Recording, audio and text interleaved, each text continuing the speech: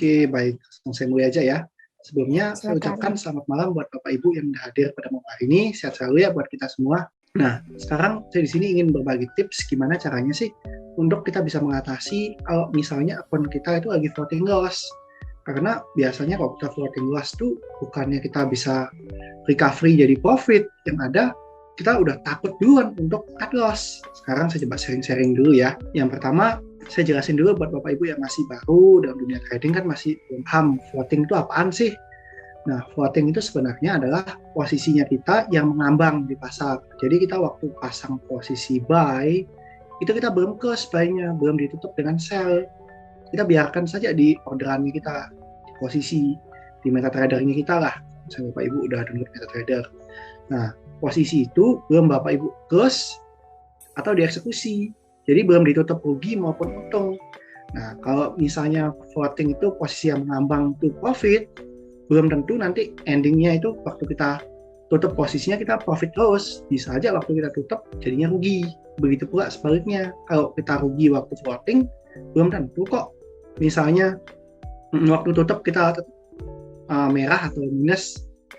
Kayak contohnya waktu di pair XAU USD. Bapak Ibu kok yang nge-sell XAU USD kemarin, kan diajak naik ke atas dulu tuh.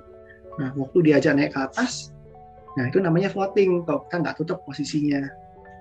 Nah, kadang-kala kalau misalnya kita floating, itu biasanya kita nggak akan jauh-jauh dari 3 hal ini lah. Ini yang biasa trader lakukan kalau misalnya lagi floating. Nah, sama juga mungkin Bapak Ibu yang masih pemula dalam dunia trading, pasti juga mengalami hal yang sama lah. Yang pertama itu biasanya kita locking. Nah, locking itu apa? Locking itu Bapak Ibu misalnya pasang sell di gold, waktu udah naik terus, kita takut nih, aduh, ini equity kita bisa habis. Nah, kita locking, kita buka posisi kebalikan dari nge-sell, yaitu nge-buy. Nah, itu tujuannya untuk apa? Untuk menahan equity. Nah, cuma Bapak Ibu kok nggak gitu paham soal locking, saya lebih nyaranin jangan coba locking. Kenapa? Karena kalau kita udah locking, terus kita nggak bisa buka, ujung-ujungnya equity kita yang habis juga, disuruh paksa top up terus yang ada. Nah, terus yang kedua itu averaging. Misal kayak kemarin saya nge-sell di gold, goldnya naik lagi nih, saya tambah lagi nge-sell, tapi dengan lot yang sama, kayak 0,1. Ya udah dia naik lagi, saya tambahin 0,1. Itu namanya averaging. Nah, kalau misalnya nambahin lot dari 0,1 ke 0,2, terus 0,2 ke 0,4, dikali 2, itu namanya martingale. Nah, martingale ini sebenarnya salah satu teknik di mana ketika kita lagi floating, cara cepat balikin untungnya kita supaya cepat BEP, nggak usah tunggu sampai terlalu atas, kayak averaging. Itu biasanya orang melakukan martingale. Cuma, ini saya kasih peringatan buat Bapak Ibu, kalau melakukan martingale, itu resikonya besar. Kenapa?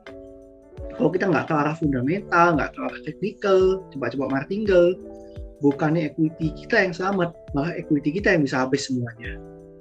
Salah satu resiko kita melakukan martingale. Tapi kalau misalnya Bapak Ibu mau coba salah satu dari 3 ini, boleh nggak? Boleh aja, selama Bapak Ibu udah tahu trading plan, cara cepatnya ntar gimana.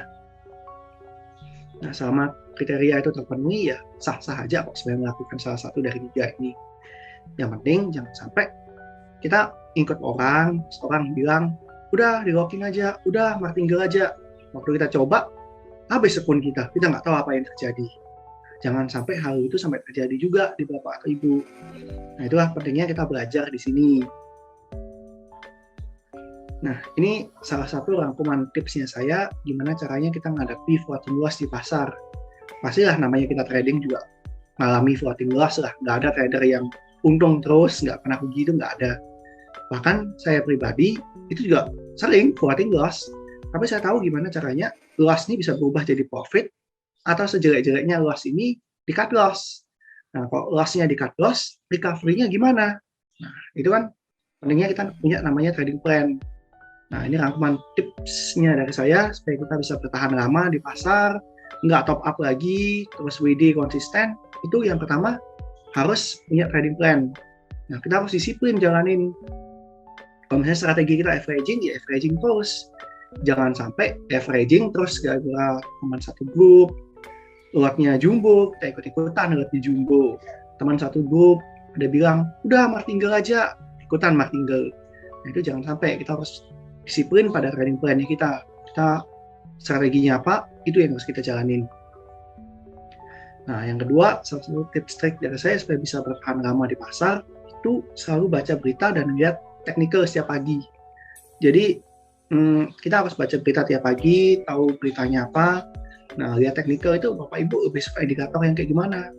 Mau Bapak Ibu mau yang trending atau yang oscillator? Boleh, bebas, sembarang. Yang penting indikator teknikal yang Bapak Ibu kuasai.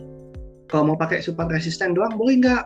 Ya boleh-boleh aja. Yang penting kita tahu strategi mainnya gimana. Jangan sampai kita hari ini pakai stokastik, terus besok pakai moving average, besok pakai Bollinger Band. Itu malah kacau nanti waktu di trading jurnal. Kita nggak tahu pola trading kita bagaimana. Itu salah satu tips yang penting buat Bapak Ibu praktekkan sebenarnya. Nah, terus yang ketiga itu tradinglah ketika pikiran kita lagi relax. Jangan sampai waktu pikiran kita lagi kacau atau enggak lagi patah hati atau enggak lagi apa, lagi masalah sama keluarga, terus kita trading, itu jangan kita lakukan. Kenapa? Karena kalau pikiran kita kacau, ujung-ujungnya kita pasti pengen stres lah, dari sana nentuin arah yang benar.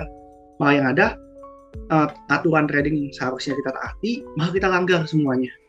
Nah, itu dulu saya sering kayak gitu juga, jadi saya ingin sharing aja buat Bapak Ibu, supaya apa? Supaya itu nggak terulang lagi ke Bapak Ibu.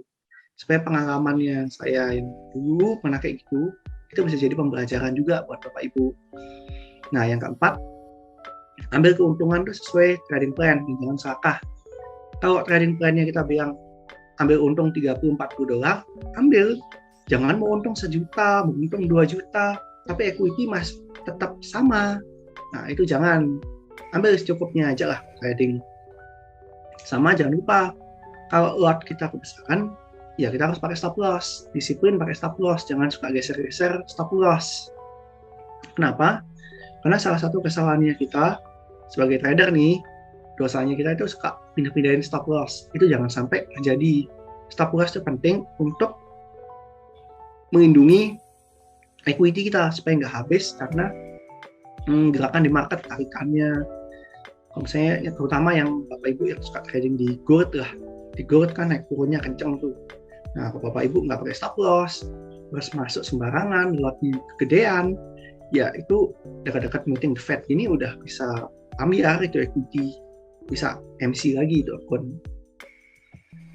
Nah, ini yang kelima, jangan pernah panik ketika lagi floating. Kenapa? Karena kadang-kadang dari kita itu sebenarnya kita floatingnya nggak gede, paling cuma 3-4% dari total equity. Terus kita udah panik duluan nih, gara-gara aduh floating nih gimana nih. Nah, itu kita nggak boleh panik dulu, tenang. Ingat trading plan-nya kita gimana. Nah, ketika kita sudah nggak panik, baru itu pikiran kita pasti jalan. Tenangin diri dulu, jangan panik. Itu salah satu tips trik dari saya. Yang keenam, kalaupun kita panik, jangan pernah martingale, jangan pernah locking ketika kita lagi floating loss. Maksudnya apa? Kalau kayak contoh kemarin di gold, saya nge-sell nih, dia bilang, the Fed mau naikin suku bunga, udah kita kumpulin sell. Tiba-tiba diajak naik lagi di goldnya. Kadang-kadang kalau misalnya kita masih pemula banget, takut kita, gold bisa terbang nggak ya 1.800? Ujung-ujung kita nge-buy di atas. Buy. Terus sekarang diajak turun lagi goldnya. Nah, yang paling parah lagi, kita nge-buy, nge-sell tentang 0,1 lot. Gantian goldnya ditarik naik lagi ke atas, dia tambahin lagi 0,2. Tarik lagi 0,4. Tarik lagi 0,8. Nah, itu juga nggak boleh. Kenapa? Karena kalau goldnya naik terus, itu equity kita duluan NC. Jadi kita duluan habis dananya, duluan habis equity-nya, baru harganya balik arah. Yang harusnya kita untung malah nggak jadi untung. Nah, itu salah satu teknik kenapa kita nggak boleh martingale sama locking. Locking boleh nggak? Kalau misalnya mau coba locking, ya boleh-boleh aja. Tapi harus ada beberapa persyaratan dulu yang harus dipenuhi. Contohnya gimana? Misal saya mau tidur nih, saya malas nih, liatin pasar lagi, ya udah saya locking aja deh posisinya supaya ruginya saya tetap di angka sekian. Boleh nggak? Ya boleh. Tapi sama tahu cara bukanya ya, jangan sampai kita locking karena panik terus nggak tahu cara bukanya. Nah, itu bahaya itu. Nah, sekarang saya coba masuk ke analisis berita dulu. Buat apa? Buat ada Bapak Ibu ada gambaran buat 1 minggu ke depan. Tradingnya supaya nggak ngawur, ada gambarannya lah. Nah, sekarang pelaku pasar itu apa sih yang dibahas ke pelaku pasar untuk 1 minggu ke depan? Temanya apa sih sekarang? Nah, seperti yang Bapak Ibu tahu, ini mungkin yang pernah trading forex udah lama pasti tahu lah siapa Bapak di foto ini. Bapak ini namanya Jerome Powell. Jadi nanti di tanggal 28 jam 1 malam itu ada rapat The Fed. Nah, kemarin kan udah saya jelasin soal The Fed nih. Nah, salah satu rapatnya ini dia akan menaikkan atau tetap mempertahankan suku bunganya. Nah, cuma pelaku pasar udah berekspektasi nih kalau misalnya dia akan naikin suku bunga itu sampai 1%. Bahkan yang paling kecil itu 75% malahan. Nah, tentunya hal ini kan ngeri juga kalau kita lihat kalau dia naikin suku bunga. Nah, secara logika sederhana, kalau Fed lagi naikin suku bunga, maka US dollar pasti akan menguat untuk ke depannya. Nah, buat Bapak Ibu yang ngelawan US dollar, itu hati-hati kalau misalnya equity-nya nggak cukup. Tolong dipastikan kalau misalnya dekat-dekat meeting The Fed ini, minimal harus clear semua posisi lah, jangan sampai ada posisi. Kenapa? Karena biasanya dekat-dekat meeting gini, pasar akan cenderung sideways. Nah, Hamin 5 jam, Hamin 10 jam sebelum dia meeting, itu baru gerak terus pasarnya. Nah, takutnya kita kenapa-napa lah waktu dia meeting. Jadi disarankan lebih baik kalau untung di clear posisinya, istirahat dulu tradingnya. Jangan trading di saat bank sentral lagi meeting lah, sesuai aturan yang kemarin saya ajarin. Nah, mungkin sekian Kak Nia. Terima kasih buat Bapak Ibu semua, sehat selalu buat kita. Kalau misalnya ada pertanyaan, nanti bisa ketik di kolom Q&A atau kolom chat ya. Nanti Kak Nia akan bacakan.